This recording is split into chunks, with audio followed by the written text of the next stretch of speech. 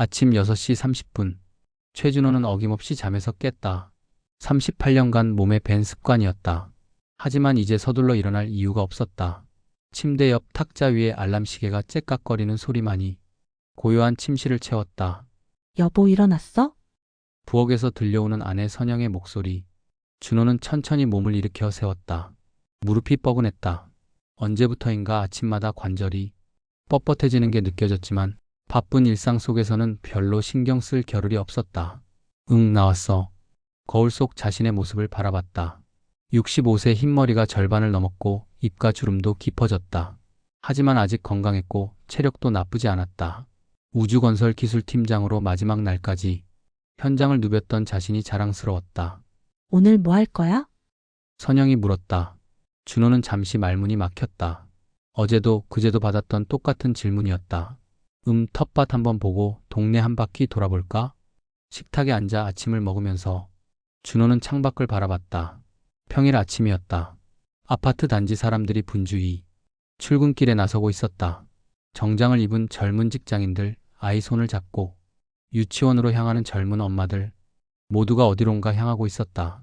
한때는 자신도 그 일부였다. 새벽 5시 30분에 일어나 현장으로 달려가고 밤늦게 집에 돌아와 피곤한 몸을 침대에 맡기는 일상. 그때는 언제쯤 이런 바쁜 일상에서 벗어날 수 있을까 싶었는데 막상 그 시간이 왔을 때는 허전하기만 했다. 참, 오늘 마트에 같이 갈래? 선영이 말했다. 마트? 냉장고가 좀 비었어. 그리고 유진이가 주말에 온다고 했잖아. 준호는 고개를 끄덕였다. 마트라도 함께 갈 곳이 있다는 게 다행이었다. 아침을 마치고 텃밭으로 향했다. 아파트 뒤편에 분양받은 작은 공간이었다. 상추와 깻잎, 토마토 몇 그루가 자라고 있었다. 호미로 풀을 뽑고 물을 주는 일은 생각보다 평화로웠다. 흙을 만지며 자연을 가꾸는 일에서 작은 보람을 느꼈다. 하지만 1시간도 채 안 되어 할 일이 떨어졌다. 동네 한 바퀴를 돌아보기로 했다. 평소 차로만 지나던 골목길들을 천천히 걸어보니 새삼동네가 낯설었다. 동네 어르신들이 벤치에 앉아 화투를 치거나 수다를 떨고 있었다. 그들은 준호를 보며 반갑게 인사를 건넸다. 최신의 남편. 요즘 매일 보내. 은퇴하셨다면서요? 부럽습니다. 부러우시다고요? 준호는 씁쓸한 미소를 지었다. 정말 부러운 일일까? 매일 반복되는 공허함과 쓸쓸함을 안다면 과연 그렇게 말할 수 있을까? 집으로 돌아와 거실 소파에 앉았다. TV를 켜보았지만 낮 시간대 방송은 재미없었다. 뉴스는 어제와 비슷했고 예능은 세대 차이를 느끼게 했다. 문득 회사 동료들이 그리웠다. 김 부장과 나누던 기술적인 토론들, 후배들과 함께 해결했던 현장의 문제들, 그 모든 것이 어제 일처럼 선명했다. 핸드폰을 들여다봤다. 카카오톡 메시지는 며칠째 없었다. 회사 단체방도 이미 나왔고 개인적으로 연락하기에는 왠지 민망했다. 모두들 여전히 바쁠 텐데 은퇴한 자신이 괜히 연락하면 부담스러워하지 않을까? 오후가 되자 더욱 막막했다. 시간은 더디게 흘러갔고 해야 할 일은 없었다. 이런 게 정말 자유일까? 아니면 그저 방향성을 잃은 표류일까? 여보 괜찮아?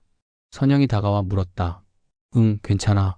하지만 정말 괜찮지 않았다. 준호는 창밖을 바라보며 생각했다. 분명 이런 날들을 꿈꿨던 것 같은데 왜 이렇게 공허할까? 38년간 달려온 인생에서 갑자기 멈춰선 지금 그는 자신이 진짜 원하는 게 무엇인지 알 수 없었다. 선영은 오전 10시에 문화센터로 향했다. 걸음에 설렘이 섞여 있었다. 30살 무렵부터 품어온 꿈이었다. 미술.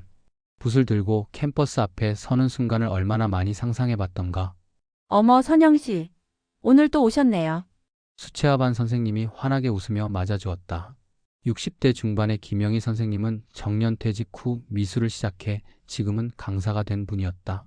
그 모습이 선영에게는 희망처럼 보였다. 네, 선생님. 오늘은 뭘 그려볼까요? 정물화를 해볼까요? 꽃병과 사과로 시작해 보세요.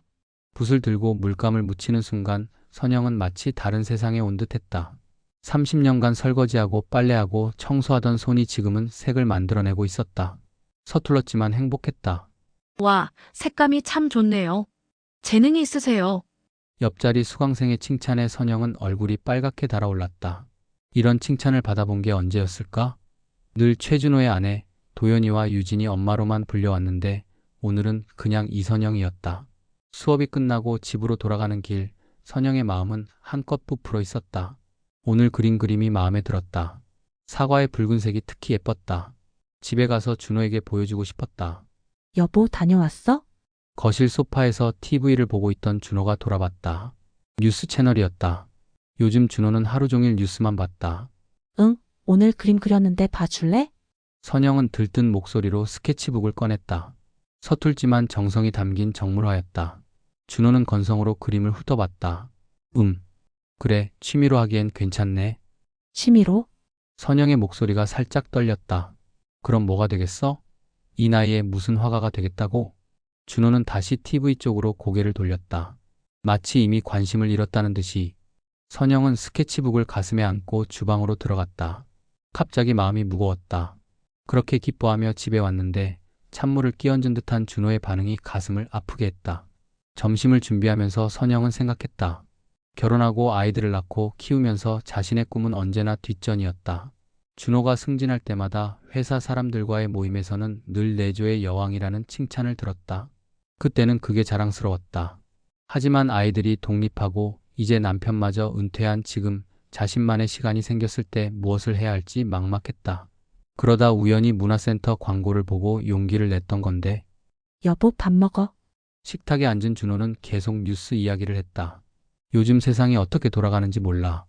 젊은 애들은 맨날 이직만 하고 책임감도 없고. 그런데 여보, 선영이 조심스럽게 말을 꺼냈다.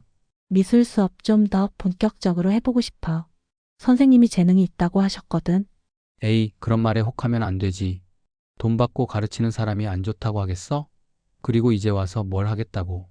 준호의 말이 채 끝나기도 전에 선영은 숟가락을 내려놓았다. 왜 나는 안 된다는 거야? 안 된다는 게 아니라 30년 동안 당신 뒷바라지하고 아이들 키우느라 내 일은 미뤄뒀잖아. 이제 좀 내가 하고 싶은 일 해보면 안 되는 거야? 준호는 당황했다. 평소 순한 선영이 이렇게 목소리를 높이는 건 처음 봤다. 그게 아니라 현실적으로 생각해봐. 우리 나이에. 우리 나이? 맨날 나이 타령이야. 선영은 일어서서 그릇을 치우기 시작했다. 설거지를 하면서 눈물이 핑 돌았다. 오후에 준호가 텃밭에 나간 사이 선영은 온라인으로 다른 미술 수업들을 찾아봤다. 더 체계적인 과정이 있는지 전시회는 어떻게 참여하는지 궁금했다. 김영희 선생님이 했던 말이 떠올랐다. 늦었다고 생각할 때가 가장 빠른 때예요. 저도 65세에 시작했거든요. 선영은 결심했다. 준호가 뭐라고 하든 자신의 길을 가보기로. 58세 결코 늦지 않았다. 아니, 이제야 시작이었다. 그날 저녁 선영은 준호에게 말했다. 여보, 나 미술 수업 계속할 거야. 그리고 작은 전시회도 준비해보고 싶어. 준호는 뭔가 말하려다가 선영의 단호한 표정을 보고는 입을 다물었다. 그녀의 눈에서 오랜만에 보는 의지가 느껴졌다. 밤늦게 침대에 누워서도 선영은 잠이 오지 않았다. 마음 한편으로는 두려웠지만 다른 한편으로는 설레었다.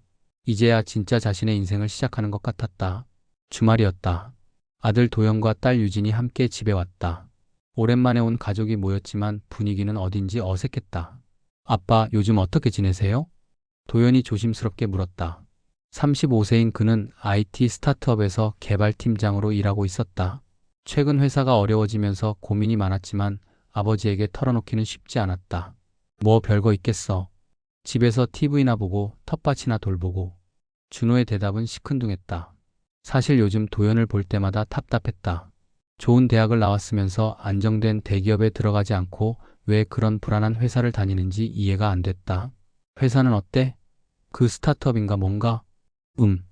그냥 괜찮아요. 도연은 대충 둘러댔다.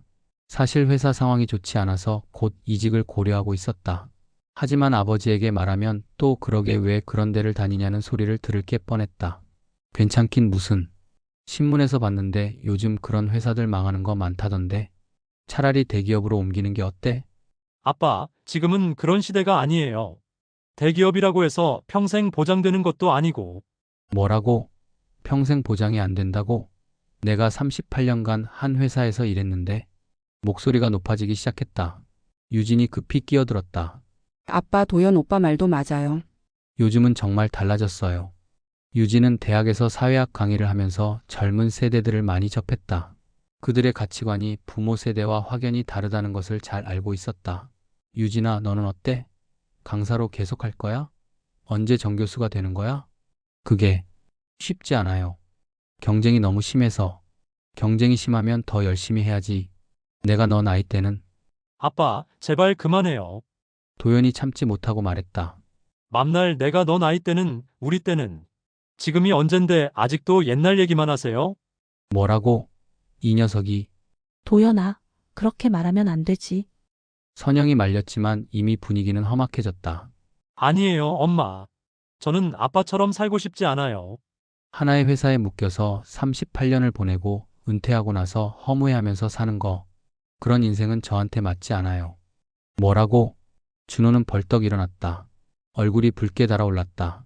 내가 지금 먹고 사는 게 누구 덕분이라고 생각해? 내가 그렇게 38년을 일해서 너를 대학까지 보냈는데. 그렇다고 해서 저까지 아빠 방식대로 살아야 한다는 건 아니잖아요. 야, 최도현. 됐어, 아빠. 저 그냥 갈게요. 도연이 일어나려는 순간 유진이 손을 잡았다. 오빠 앉아. 아빠도 앉으세요. 유진의 목소리에는 피로감이 깔려 있었다. 이런 일이 한두 번이 아니었다. 왜 맨날 이래요? 서로 다른 생각을 가질 수 있는 거잖아요. 유진아, 너도 오빠 편이니? 편을 나누는 게 아니라 그냥 서로 이해하려고 노력하면 안 될까요? 하지만 준호와 도연은 이미 서로에게 등을 돌린 상태였다.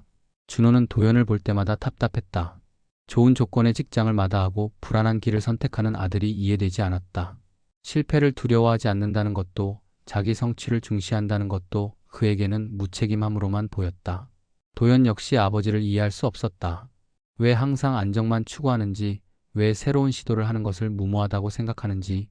아버지 세대의 성공 공식이 지금도 통한다고 믿는 모습이 답답했다.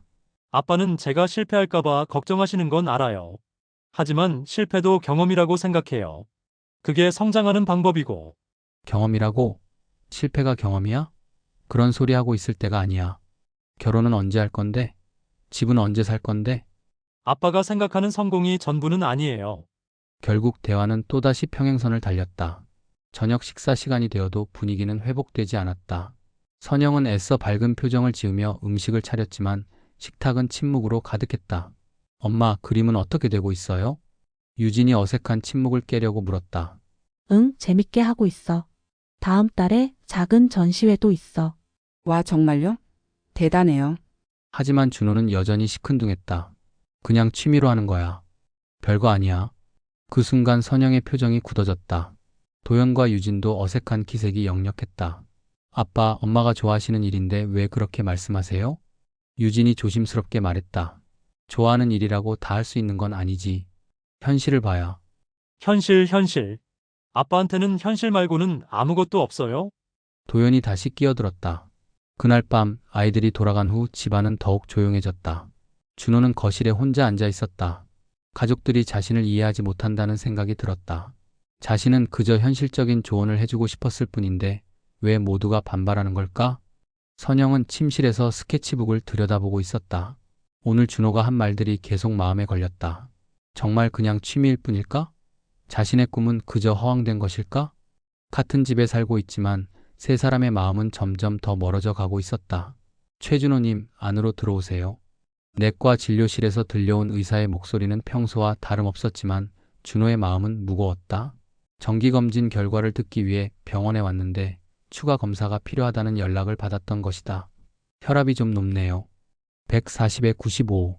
그리고 심전도 검사에서 약간의 이상 소견이 보입니다.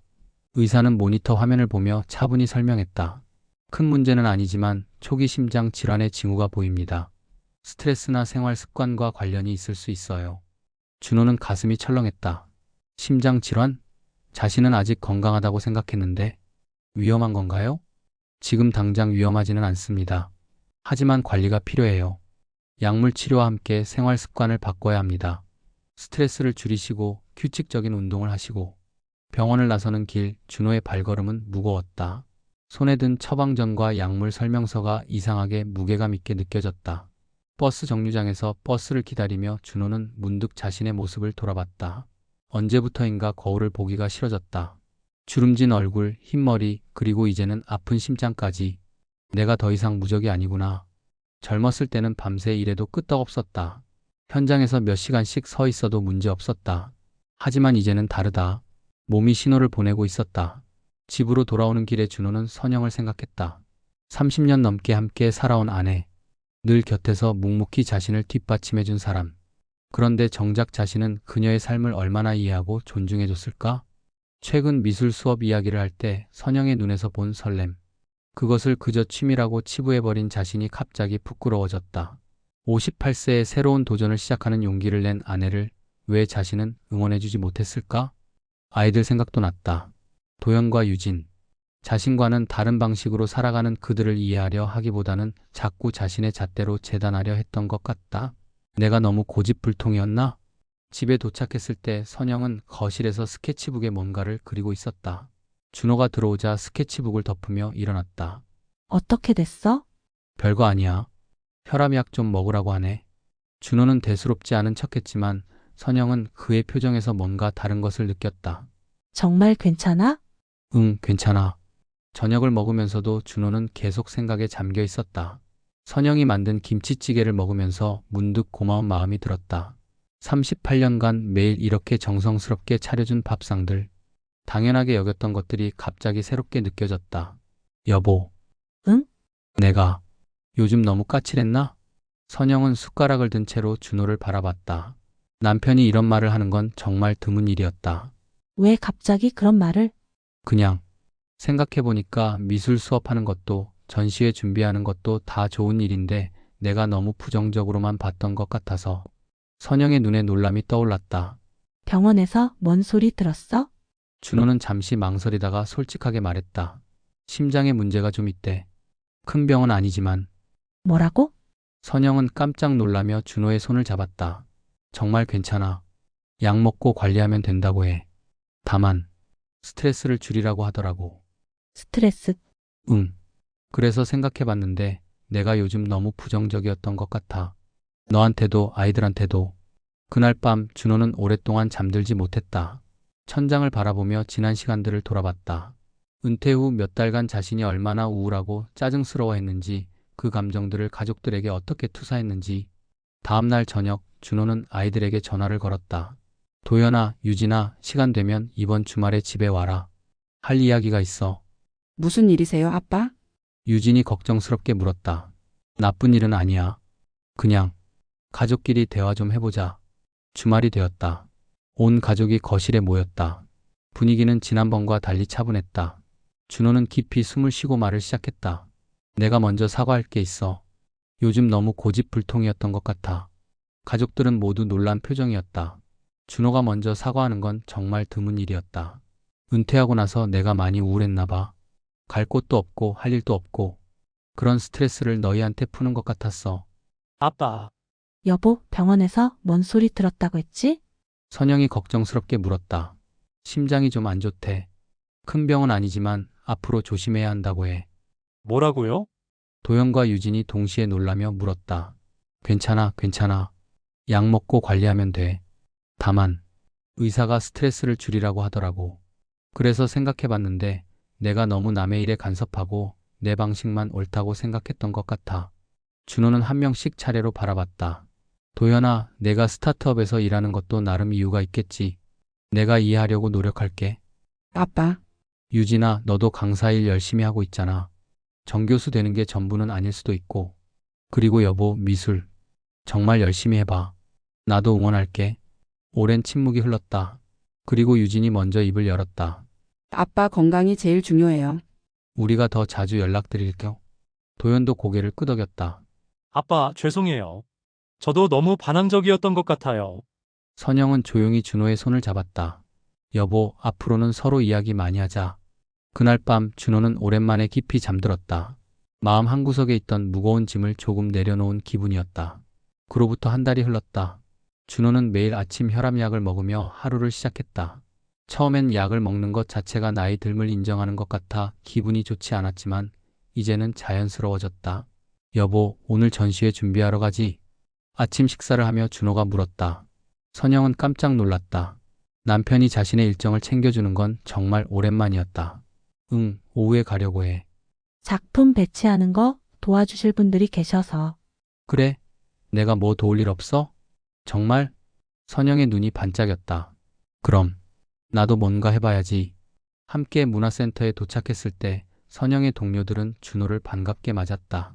60대 초중반의 여성들이 대부분이었는데 모두 열정적으로 전시 준비에 참여하고 있었다. 이분이 선영 씨 남편분이시구나. 선영 씨가 그림 정말 잘 그려요. 처음엔 어색하더니 지금은 완전히 달라졌어요. 색감이 정말 예뻐요. 준호는 아내를 바라보는 사람들의 시선이 따뜻하다는 것을 느꼈다. 그리고 선영이 작품을 배치하며 설명하는 모습을 보면서 그녀가 정말 행복해한다는 것을 알 수 있었다. 이 그림은 언제 그린 거야? 준호가 선영의 작품 중 하나를 가리키며 물었다. 지난주에 그린 거야. 우리 텃밭에서 자란 토마토를 보고 그렸어. 붉고 탱탱한 토마토가 햇빛을 받아 빛나는 모습이 생생하게 표현되어 있었다. 와, 정말 잘 그렸네. 실제보다 더 맛있어 보여. 준호의 진심 어린 칭찬에 선영의 얼굴이 환해졌다. 집으로 돌아와서 준호는 설거지를 도왔다. 처음엔 어색했지만 점점 자연스러워졌다. 여보, 내일은 내가 점심 해줄까? 정말? 뭘 해줄 건데? 김치찌개? 그거 말고 다른 거 해봐. 나도 가르쳐 줄게. 이런 소소한 대화들이 두 사람에게는 새로운 즐거움이 되었다. 며칠 후 도연이 혼자 집에 왔다. 표정이 어둡길래 준호는 조심스럽게 물어봤다. 무슨 일 있어? 회사에서 정리해고가 있을 것 같아요. 뭐라고? 예전에 준호였다면 그러게 왜 그런 회사를 다니냐고 했을 것이다. 하지만 이번에는 달랐다. 많이 걱정되겠구나. 네. 사실 무서워요. 35세에 다시 취업 준비를 해야 한다니. 괜찮아. 내가 똑똑하고 능력 있는 건 아빠도 알아. 분명 좋은 기회가 생길 거야. 도연은 아버지의 따뜻한 위로에 놀랐다. 그리고 만약 정말 어려우면 집에 들어와. 가족인데 뭐. 아빠, 대신 조건이 있어. 내가 하는 일에 대해서 아빠한테도 좀 설명해줘. 요즘 기술이 어떻게 발전하고 있는지 궁금하거든. 그날 밤 도연은 아버지에게 자신이 하는 일에 대해 차근차근 설명했다. 인공지능, 빅데이터, 클라우드 컴퓨팅. 준호에게는 어려운 용어들이었지만 아들의 열정적인 설명을 들으며 그가 정말 자신의 일을 사랑한다는 것을 느꼈다. 신기하네. 아빠가 젊었을 때는 상상도 못했던 일들이야. 그렇죠? 정말 빠르게 변하고 있어요. 그럼 내가 안정을 포기하고라도 이 일을 계속하고 싶어 하는 이유를 알 것 같아. 한 달 후 선영의 전시회가 열렸다. 작은 문화센터 갤러리였지만 가족들이 모두 참석했다. 도연은 새로운 회사를 찾았고 유진은 논문 작업에 좋은 진전이 있었다. 엄마 정말 멋져요. 유진이 선영의 작품들을 보며 감탄했다. 색깔이 정말 예뻐요. 전문 작가 작품 같아요. 준호도 한 작품 한 작품을 자세히 봤다. 서툴렀던 초기 작품부터 최근의 완성도 높은 작품까지 선영의 성장 과정이 고스란히 보였다. 자기야, 진짜 자랑스러워. 준호의 말에 선영은 눈시울이 붉어졌다. 전시회를 보러 온 사람들도 선영의 작품을 칭찬했다. 정말 정성이 느껴져요. 색감이 너무 따뜻해요. 집으로 돌아오는 길에 준호는 선영의 손을 잡고 걸었다. 오늘 정말 뿌듯했어. 사람들이 내 그림 보고 좋아하는 거 보니까 나까지 기분이 좋더라. 고마워. 응원해줘서. 미안해. 진작 응원했어야 했는데. 괜찮아. 지금이라도 이렇게 해줘서 고마워. 그날 밤 가족들은 오랜만에 함께 저녁을 먹었다. 대화는 자연스러웠고 웃음도 많았다. 아빠 요즘 표정이 많이 밝아지셨어요. 유진이 말했다. 그래? 나도 모르게 그랬나 보네. 혈압약 먹는 것도 잘 챙기시고 엄마 도와드리는 것도 보기 좋아요. 도연도 덧붙였다. 그리고 아빠가 제 얘기 들어주셔서 감사해요. 덕분에 새 회사에서 자신감이 생겼어요. 준호는 뿌듯했다. 가족들이 행복해하는 모습을 보니까 자신도 덩달아 행복해졌다. 몇 달 후 준호는 지역 도서관에서 독서 모임에 참가하기 시작했다. 책을 읽고 토론하는 시간이 생각보다 재미있었다. 다양한 연령대의 사람들과 만나는 것도 좋았다. 선영은 두 번째 전시회를 준비하며 더욱 열심히 그림을 그렸다. 실력도 눈에 띄게 늘었고 문화센터에서 초급반 수업을 도와달라는 제안도 받았다. 나도 이제 누군가를 가르칠 수 있는 수준이 됐나 봐. 당연하지. 너 정말 많이 늘었어. 아이들도 자주 연락했고 가끔 집에 와서 밥을 먹어갔다. 대화는 여전히 쉽지 않을 때가 있었지만 서로를 이해하려는 노력은 계속되었다. 어느 날 저녁 텃밭에서 돌아온 준호는 선영과 함께 베란다에 앉아 차를 마셨다. 여보, 은퇴한다는 게 정말 쉽지 않구나. 그래도 이제는 좀 나아진 것 같은데? 응. 처음엔 뭘 해야 할지 몰라서 답답했는데 지금은 할 일이 생겼어. 뭐가 생겼는데? 너랑 함께 사는 법. 선영이 웃었다. 38년 동안 함께 살았는데 지금 와서 배워? 그때는 둘 다 너무 바빴잖아. 이제는 정말로 함께 있을 시간이 있으니까. 저녁 노을이 아름답게 물들어가는 하늘을 바라보며 두 사람은 조용히 차를 마셨다. 완벽한 행복은 아니었지만 서로를 이해하려는 작은 노력들이 모여 새로운 일상을 만들어가고 있었다. 은퇴 후의 삶이 단순한 쉼이 아니라 다시금 함께 살아가는 법을 배우는 과정이라는 것을 이제서야 깨닫게 되었다. 구독, 좋아요, 감사합니다.